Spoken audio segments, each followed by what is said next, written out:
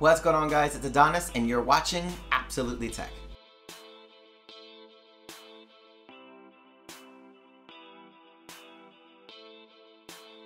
So obviously today was Apple's keynote for their fall event, and wow. I'm so excited. Apple TV news, we finally have a new iteration after 3 years almost, all close to it. Super excited. Let's get into my top 5 things on Apple TV. First off, interface. This interface is gorgeous. It's like they took the old weird skeuomorphic interface that they had and literally threw it out the window and gave it a brand new clean slate, and it looks awesome. I am super excited about how it looks. It looks like it was well thought out, like they didn't just put it together last minute or change colors. I really enjoy the way it looks. It looks super fluid as well. I cannot wait to get one. They say that it released in late October.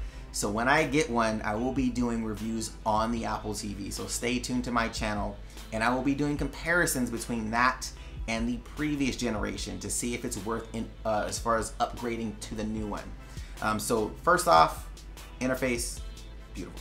Next up, performance. Now the performance on this device, A8 chip from the 6 Plus. Now this raises curiosity to me. I was on their developer page. It does have 2 GB of RAM inside of the Apple TV, so that's pretty awesome. It has the A8 chip. Now the A8 chip has been seen to actually support 4K video. Now I'm not saying recording 4K video, I'm talking about playing back for 4K. Now they've done tests on iPhone 6 and 6 Plus with the A8 chip, and it plays, 4K video no problem.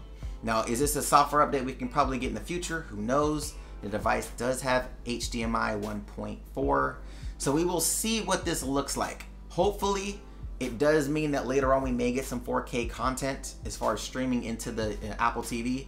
But until now, A8 chip, definitely a performance that I would like, because the current one I believe is the A4 or the A5. I could be wrong, but it's one of the two. Just let it be known it's not enough performance. So pretty awesome. And they were talking about some of the games that they were testing that run at 60 frames a second. So that's pretty incredible from a set-top box that's this big. So I'm super excited about that. A8 for the win. So number 3 is the App Store. Now this is big, real big.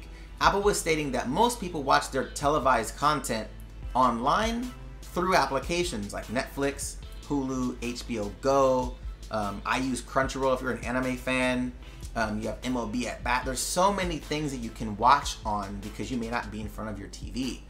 Now, this being said, Apple decided to bring the App Store to the Apple TV. Now this opens the floodgates for developers and for us as consumers, because we can now finally get games on our Apple TV that are native for the Apple TV, which is exciting. And developers have the ability, they may not want to, but they have the ability to create universal apps where they buy it once and it allows you to download it on all of your devices, iOS devices that is, and you can start a game on your phone, pick up that game when you get home, and continue where you were.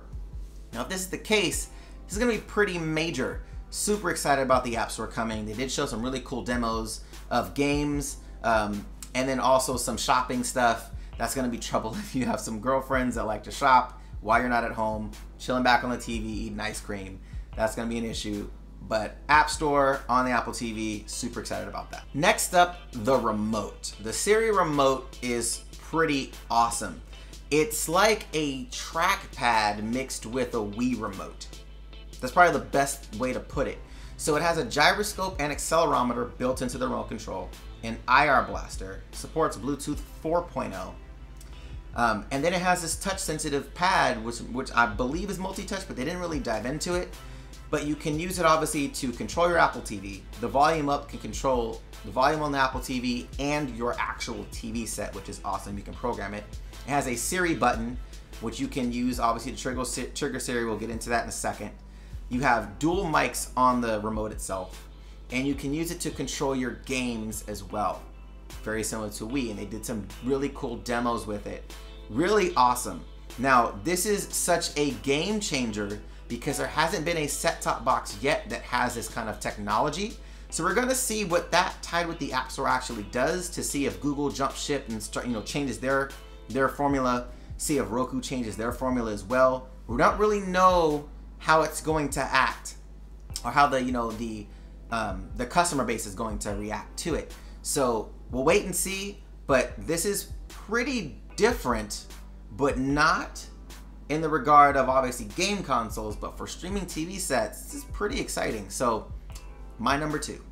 Number 1 feature of Apple TV is Siri.